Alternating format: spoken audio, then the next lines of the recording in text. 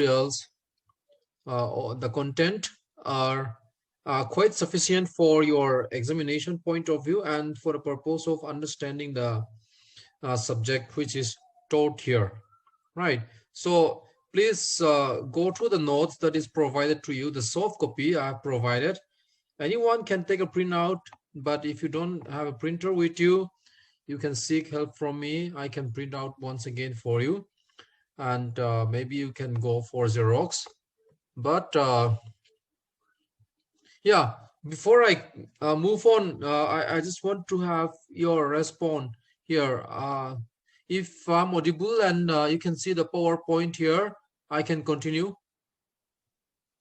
Please, someone respond. Yes, sir.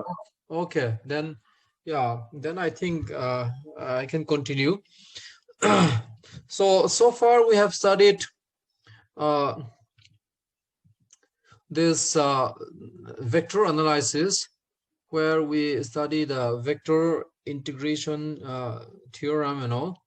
Now we will go into what is called Cartesian coordinate system. This is a very simple topic, and I think no one would have any problem in understanding this topic. It's quite a simple topic.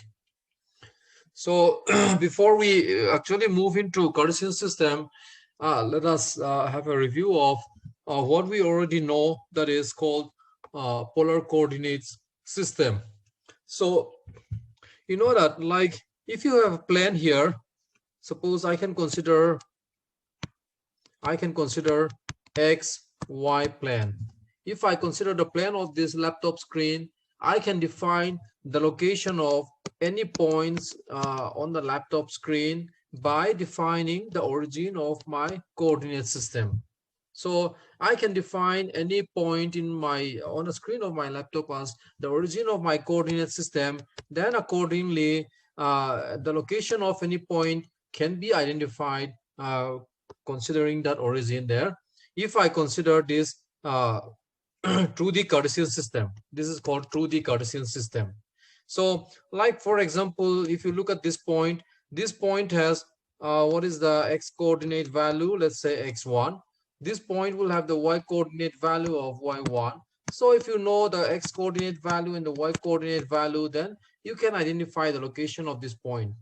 And similarly, this point, then you have to see what is the y-x coordinate of this point, what is the y coordinate of this point, and then similarly by identifying the x coordinate and the y coordinate here, you can identify the location of any point on the screen of your laptop, right? Now on the screen of the computer. Now similar to that, in planar system, we can use what is known as plane polar coordinate system. In plane polar coordinate system, instead of using the xy coordinate system, we consider what is called r and theta coordinate system. What is r and theta coordinate system? I think it is quite clear over here in the picture here. Please mute yourself. Somebody is not muting. You are making some unnecessary noise here. What is that? Yeah, row number 390. Let's see if I can mute 390. Oh, yeah, this is muted now. Okay, so I hope we do not have any more interference. Now, using this r and theta similar to my x and y, once I define the origin of my coordinate system, by identifying the r value and the theta value, I can specifically identify the location of any point on this two-dimensional plane. Like for example, this particular point here, if I know the distance of that point from the origin, that is called your r coordinate, and if I know the angle subtended with respect to what is called this x-axis here, that is called your theta coordinate. If you know the r value, that is the distance from the x-axis, and the angle subtended with the x-axis here, r and theta, then you will know the location of this point. you will definitely know the location of this point once you know your r and theta value, isn't it? So therefore, instead of using the XY coordinate system, I can define the location of any point on a plane by using r and theta coordinate values. By knowing the r and theta coordinate values, I can locate any point on the two-dimensional plane. Then this coordinate system is called plane polar coordinate system.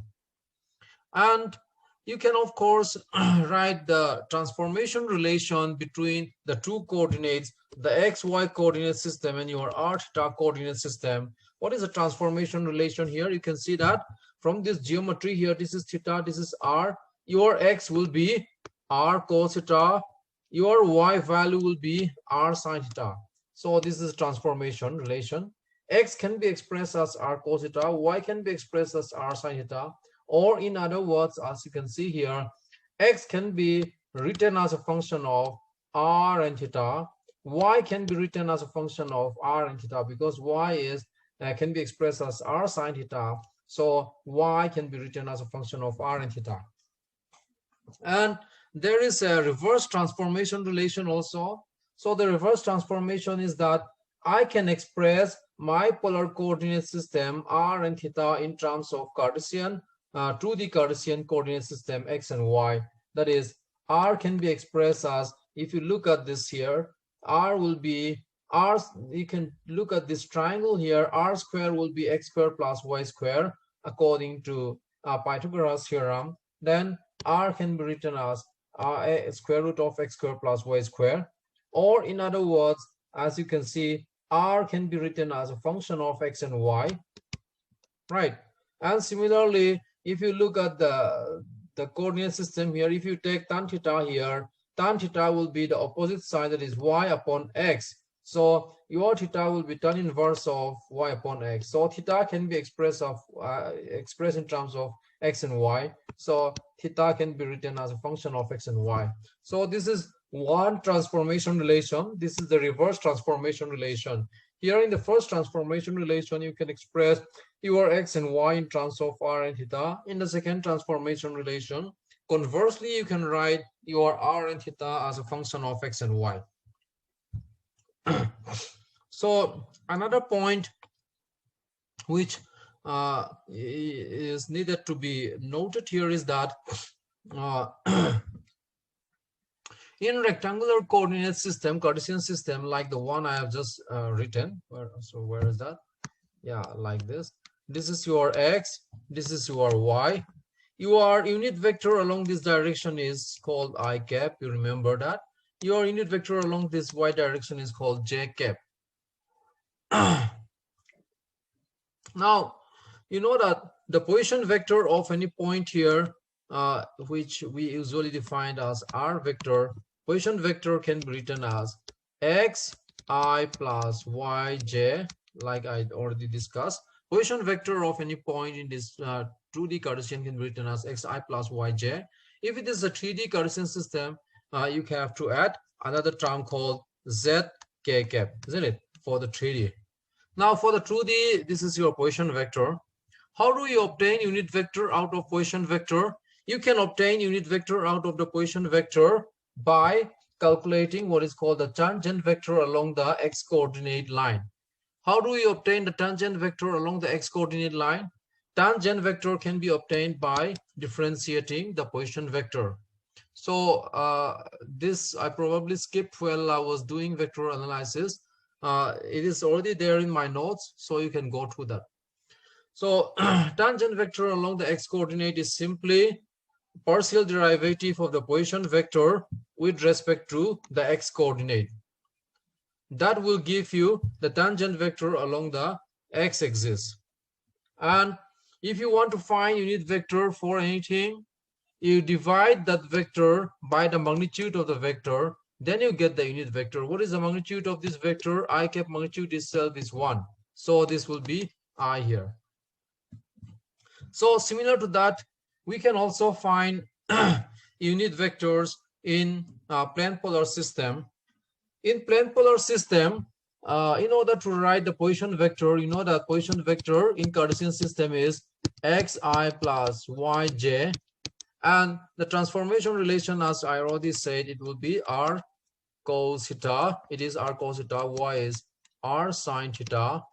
Therefore, your position vector r will be simply r cos theta I plus r sin theta j. So this is the position vector in plane polar system. Once you have a position vector, how do we determine tangent vector along one of the coordinate lines? Instead of xy coordinate system, here we have your r and theta coordinate system. Suppose I want to obtain the tangent vector along the r coordinate line.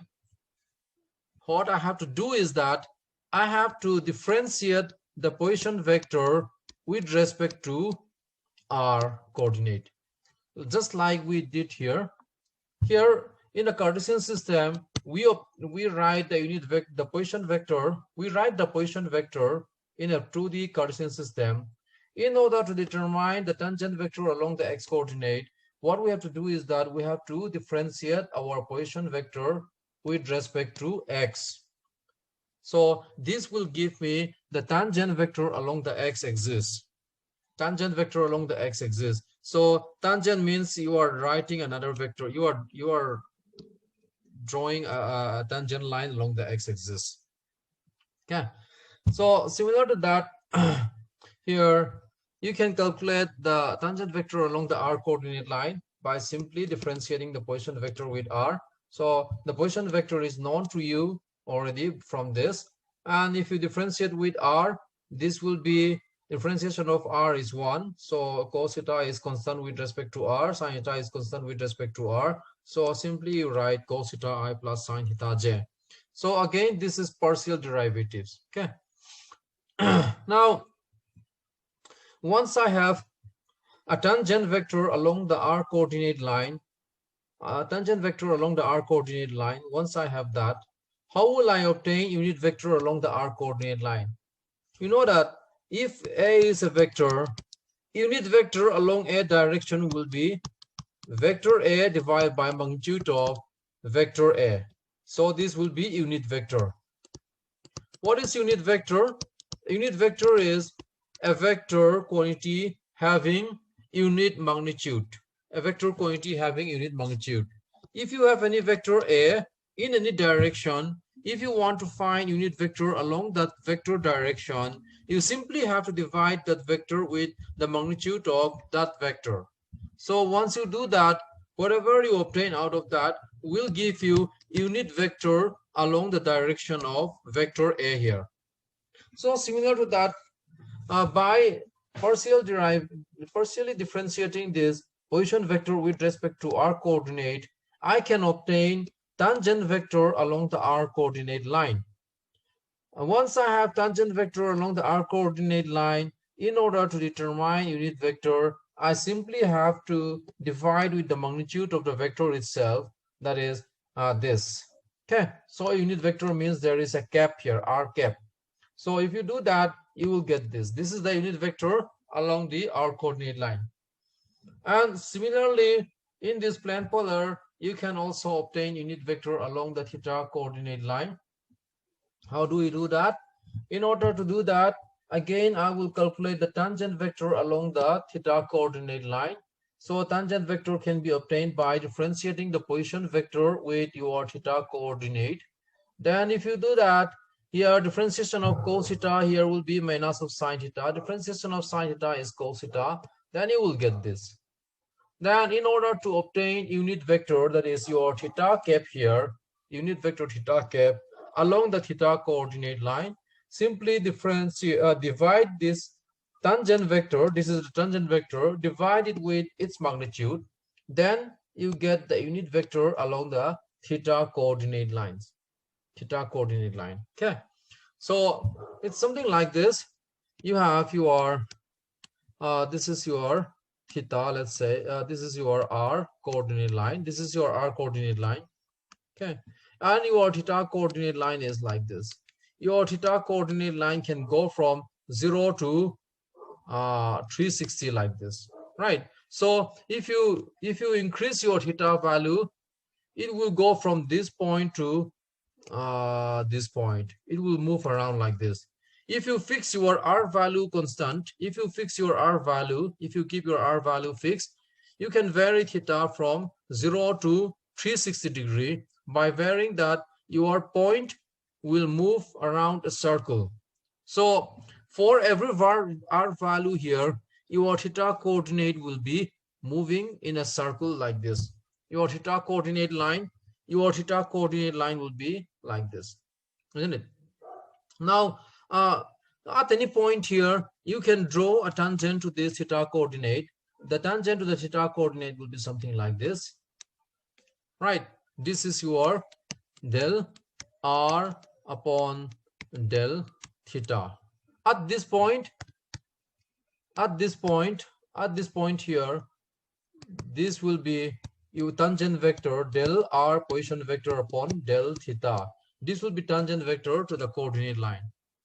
If you want to find unit vector theta cap, this is what we do. Simply divide this with its own magnitude. Okay, then you will get this. Now, just to show you that this 2D plane polar system is also orthogonal system, like your 2D Cartesian here. See, the 2D Cartesian here is that I is unit vector along x, j is unit vector along y. So we already know that there is a 90° between this thing. If there is a 90° between this thing, I dot j is 0, isn't it? I dot j is 0. If I dot j is 0 means I dot j is dot product is magnitude of the first vector, magnitude of the second vector with cos of the angle between them. What is the cos of the angle between them? The angle between the two vectors is 90°. Cos 90 is 0. So if your two vectors I cap and j cap are orthogonal, then the dot product has to be 0. Dot product has to be 0 if the two vectors are orthogonal. Now, here we have obtained unit vector along our coordinate line, and you can also obtain, as shown here, unit vector along the theta coordinate line. And just to see if this true, if the r theta coordinate, see, we are talking about r theta coordinate now. Just to see if this plane polar coordinate system, your r theta coordinate system, is orthogonal or not, what you have to do is you just have to take the dot product between the two unit vectors. So if you consider the dot product between the two unit vectors, you will find that I dot I is 1, j dot j is 1. So cos theta into minus sin theta means minus of cos theta sin theta plus sin theta into cos theta. Then the addition is 0. That means your r vector, r cap vector, is perpendicular to your theta cap vector. If the dot product between these two vectors are 0, that means these two unit vectors r cap and theta cap are perpendicular to each other, right? So that means here, if you look at this, for example, if you consider this point here, at this point, tangent to your r coordinate line will be along this. Tangent to your r coordinate line will be along this. This will be your del r vector upon del r, and if you divide it with the magnitude here, del r vector upon del r, then this will be unit vector r cap at this point.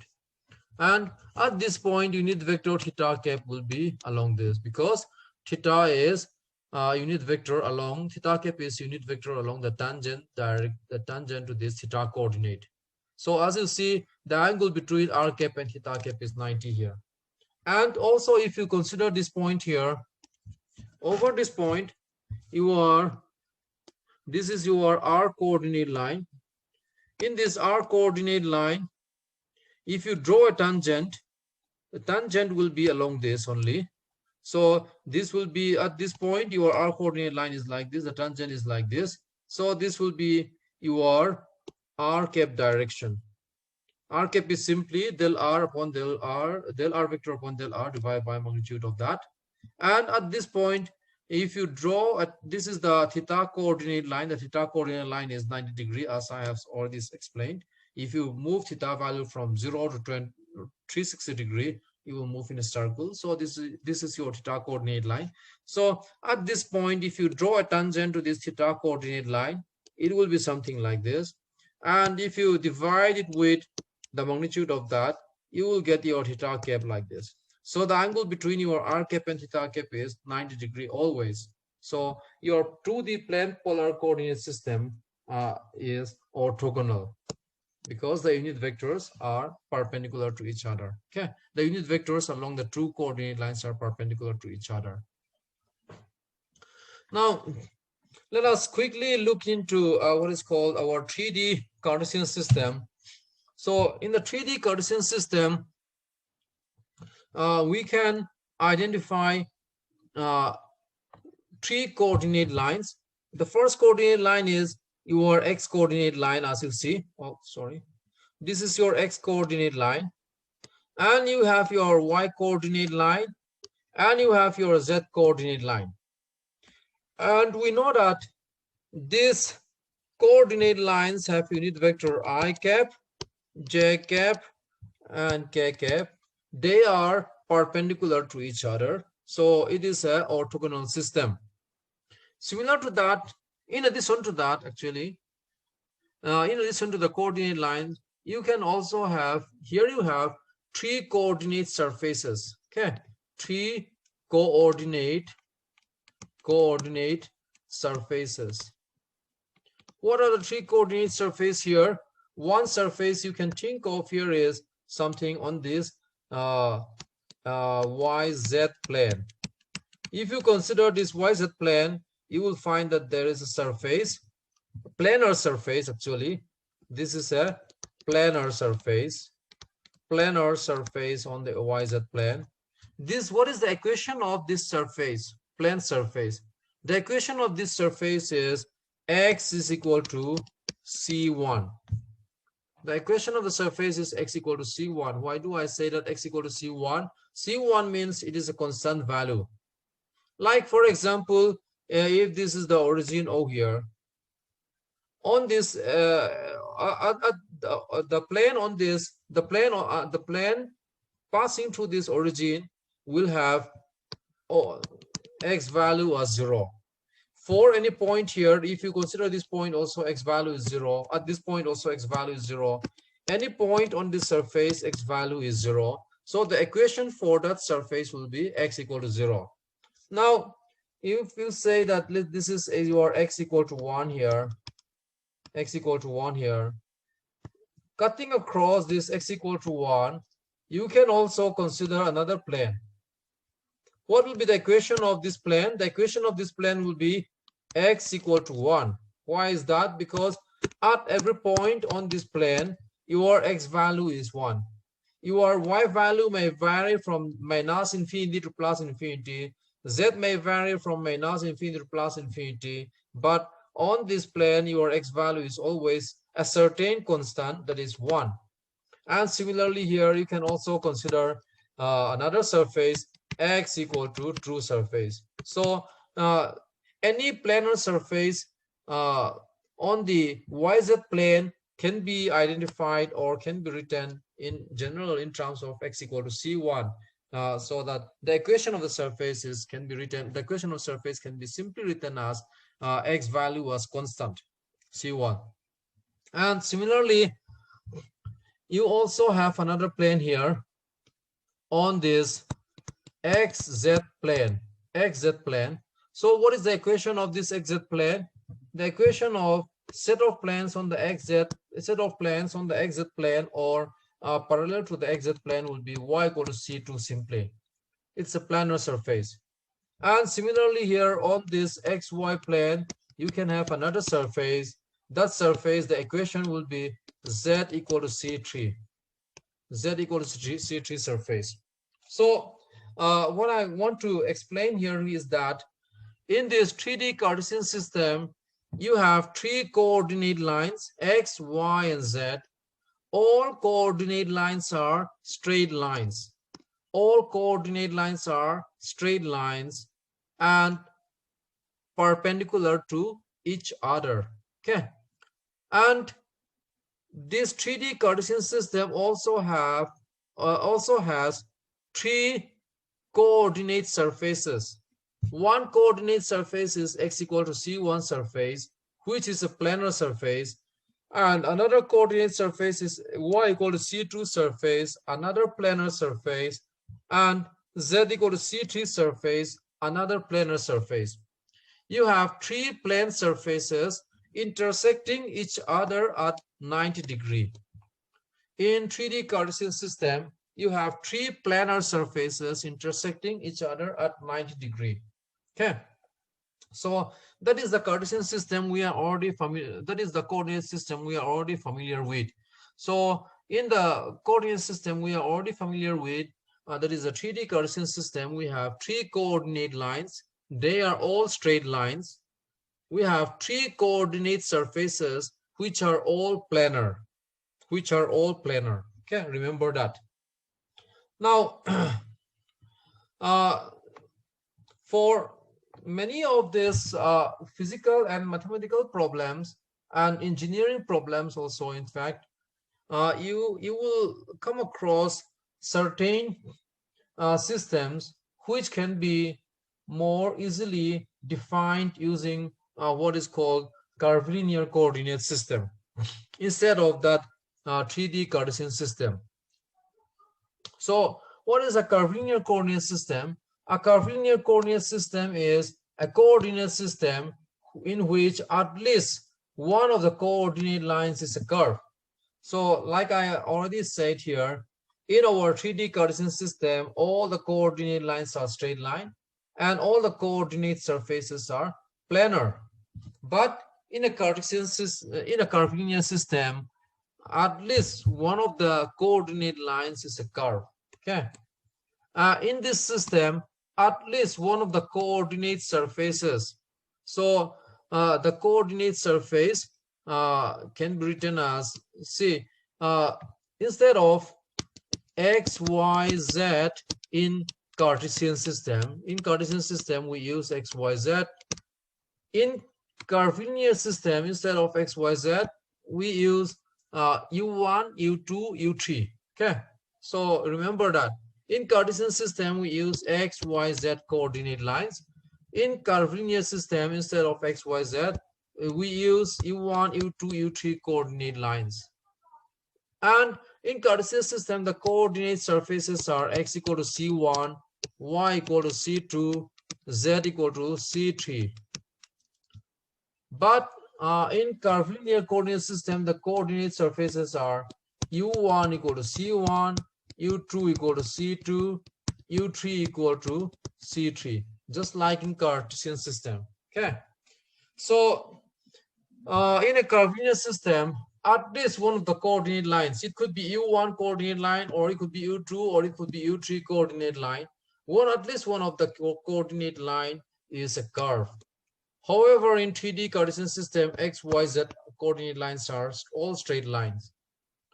And also in curvilinear system, one of the coordinate surface, either u1 equal to c1, or u2 equal to c2, or u3 equal to c3, one of the coordinate surface is always a curved surface. One of the coordinate surface is always a curved surface.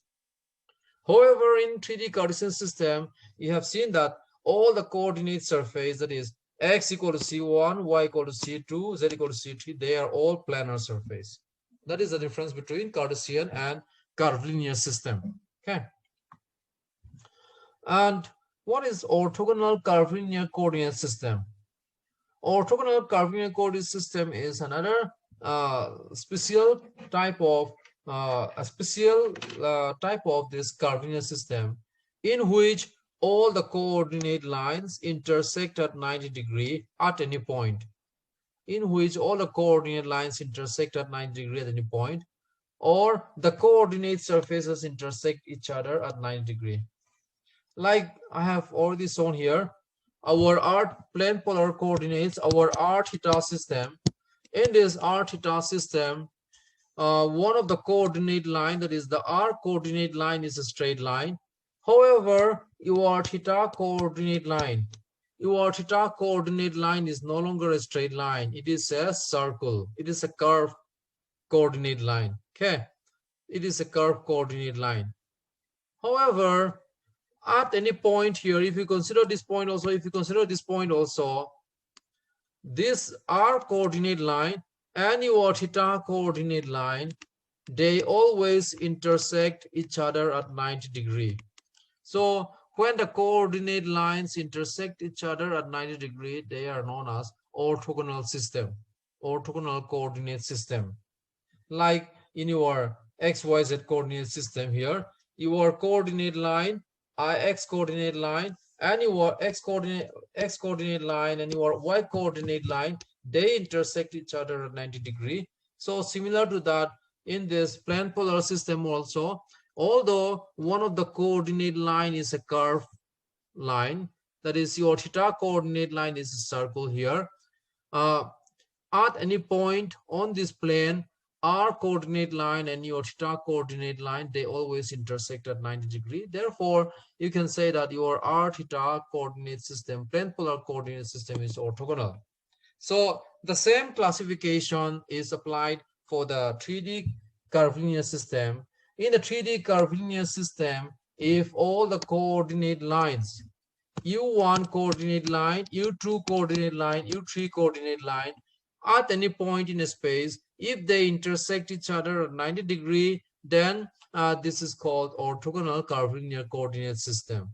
Or if all the coordinate surfaces u1 equal to c1, u2 equal to c2, u3 equal to c3, if all these coordinate surfaces intersect each other at 90 degree, then this is also considered as an orthogonal curvilinear coordinate system, right? So I hope you can understand from the comparison with this 3D Cartesian system. In the 3D Cartesian system, you have X, Y, Z coordinate lines, which are all straight lines, and they intersect each other at 90 degree. And you have the three coordinate surfaces, y equal to c1, y equal to c2, z equal to c3. They are all planar surfaces. They intersect each other at 90 degree. Okay. In curvilinear system, the coordinate lines are u1, u2, u3 coordinate lines instead of x, y, z. However, one of the coordinate line is always curved, just like the one shown here in this 2D like plane polar system. The coordinate line for theta is curved, just like that. One of the coordinate line out of this u1, u2, u3 coordinate line, one of them is always curved in curvilinear coordinate system. Okay, so this is an illustration of what we talk about. Say the u1 coordinate line is, this is the, we can take this as the origin. The u1 coordinate line is a curve like this. u2 coordinate line is also a curve. u3 coordinate line is also a curve, and this surface u1 equal to c1 surface is also a curved surface, as you can see. u2 equal to c2 surface is also a curved surface. u3 equal to c3 surface is also a curved surface. So this is a general, one of the most general nature of this curvilinear coordinate system. However, in this Cartesian system, the x coordinate line is a straight line, y coordinate line is a straight line, z coordinate line is also a straight line, and your x equal to c1 coordinate surface is plane, your y equal to c2 coordinate surface is plane, z equal to c3 coordinate surface is also plane. So that is the difference between the two coordinate system that we talk about. Now you can write the transformation relations just like we wrote in the plane polar and 2D Cartesian system. So instead of, this is the this is your 3D Cartesian coordinates. These are the 3D curvilinear coordinates. So you can write the transformation relation. You can write x as a function of u1, u2, u3, y as a function of u1, u2, u3, z as a function of u1, u2, u3. Like just like here. Where is that? Yeah, here I have written x as a function of r and theta, y as a function of r and theta. So similar to that, you can write the transformation relation between the two coordinate system like shown here. Okay, and you can also have a reverse transformation relation, that is u1 can be written as a function of xyz, u2 can be written as a function of xyz, and similarly for u3. These are the transformation relations. And for a specific Carbonyl system, we will of course determine the transformation relation, but this is for the general relation.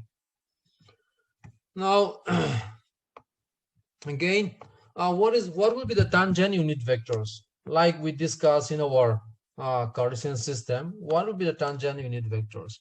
Tangent unit vectors will be can be obtained from the position vector again. So the position in Carbonyl system, instead of x, y, z, you have u1, u2, u3. So the position vector can be expressed in terms of u1, u2, and u3, right? So in Cartesian, you know that your position vector, this is x, y, z, for example. Any position vector, r vector, can be written as x I plus yj plus zk cap. That is, r is a function of, r vector is a function of x, y, and z here. As you see here, r is a function of x, y, and z. R vector, position vector, is a function of x, y, and z in Cartesian system. However, in Carbonyl system, instead of x, y, z, we have curved coordinate lines u1, u2, u3. So you can write r vector as a function of u1, u2, u3. So similar to what we already discussed, unit vector along u1 coordinate line. Unit vector along u1 coordinate line. How do we do that? First, we calculate tangent vector along u1 coordinate line. This gives you tangent vector along u1 coordinate lines. Like for the picture I have shown here, it was something like this. This was the origin. This was your u1 line, this was your u2 line, this is your u3 line. So what is the tangent to this u1 coordinate line? Tangent means you draw any line, straight line. You draw any straight line touching that curve line at one point here. This is your tangent vector. Del r vector upon del u1, tangent to u1 coordinate line. Tangent to u1 coordinate line. In order to determine unit vector along this direction, what you have to do is you simply have to divide the tangent vector with the magnitude of the tangent vector. Okay, magnitude of tangent vector.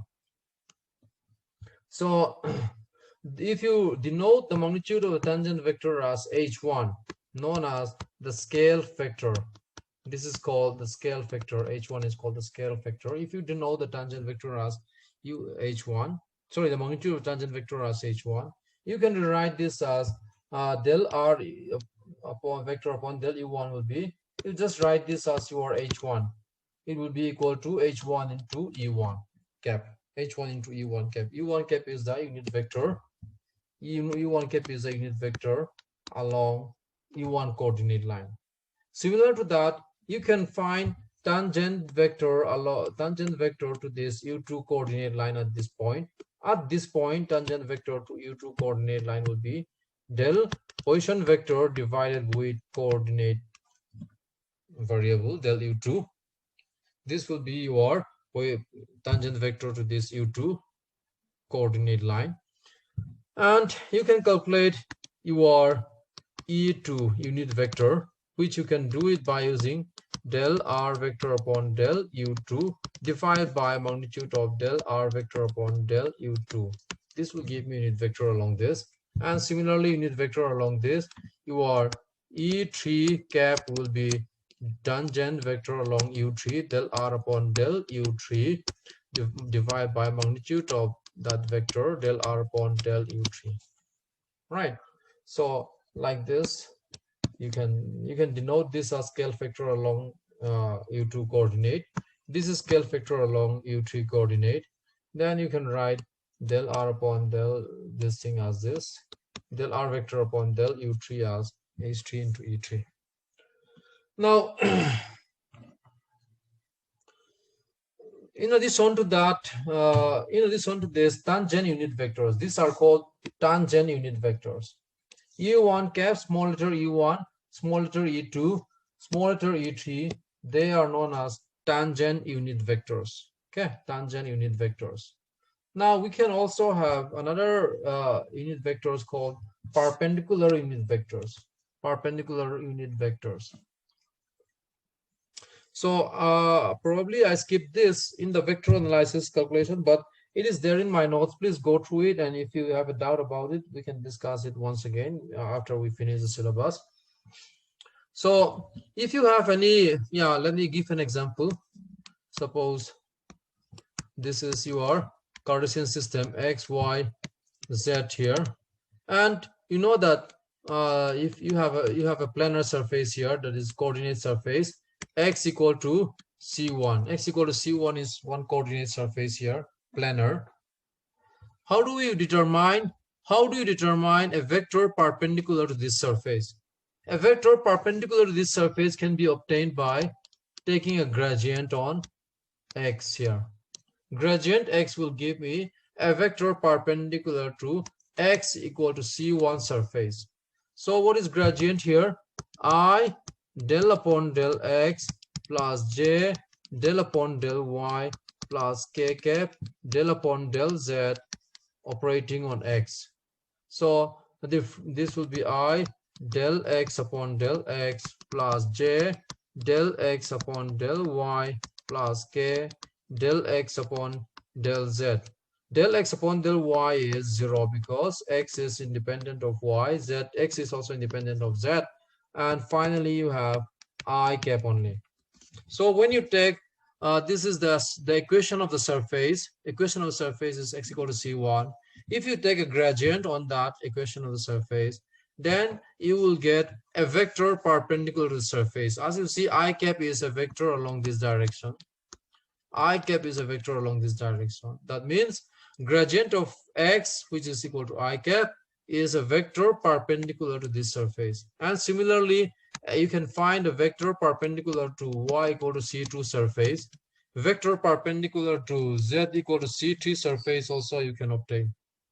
Z equal to c3 surface, that is also a vector perpendicular, another coordinate surface. You can obtain a vector perpendicular to the surface. So similar to that, in our curvilinear system, we have u1 equal to c1 surface. u1 equal to c1 surface. How do you obtain a vector perpendicular to this surface? By a vector perpendicular to u1 equal to c1 surface, you can obtain it by taking a gradient on u1, just like the one I have shown here. Taking a gradient on x, instead of x we now have u1. So by taking a gradient on u1, you will find a vector perpendicular to this surface. Yeah. So here in this picture, this is your u1 equal to c1 surface. This is your u2 equal to c2 surface. This is your u3 equal to c3 surface. So you just imagine that there's a curved surface there. So this is a vector perpendicular to this u1 equal to c1 surface. Then you divide it with the magnitude of the vector. Then you will get what is known as perpendicular unit vector, which you denote it using capital letter E. Capital letter E1 cap is perpendicular unit vector, perpendicular to u1 equal to c1 surface. And similarly, you can obtain perpendicular unit vector, which is perpendicular to u2 equal to c2 surface by writing this. And similarly, you can obtain another perpendicular unit vector by writing grad u3 divided by magnitude of grad u3. Now, arc length or small increment in this Cartesian system. So this is your position vector. You can express in terms of your coordinate lines u1, u2, u3. Any small change or small increment in this position vector can be written as this. If you remember, like law of partial derivatives, if r vector is a function of u1, u2, u3, any small change in r will be del r upon del u1 du1 plus del r upon del u2 du2 plus del r upon del u3 du3. And del r upon del u1, you already know that del r upon del u1 can be written as h1 the scale factor into e1 cap. H1 the scale factor into e1 cap. So here you simply write del r upon del u1 as h1 into e1 cap, del r upon del u2 as h2 into e2 cap, del r upon del u3 as h3 into e3 cap. Okay, so any small change in the position vector, which is known as the arc length, can be written in terms of the unit vectors, and the scale factors h1, h2, h3, and the volume element dv can be written as this. Okay, so that is where I would like to stop now. In the next class, we can discuss about this gradient, divergence, and curl. But this is a little bit of a new topic to everyone here. So I would stop here. I will upload my notes once again. Please go to my notes, all of them. Please write down everything on your own notebook. Do not simply rely on the soft copy. Do not simply read the soft copy. Please write down, work out every steps in your own notebook. That will definitely improve your understanding. If you are going to listen to the lecture and simply go to the soft copy of the notes from your cell phone or something, if you just read through it, you will not be able to follow anything. So I strongly suggest that you write down everything with your own handwriting.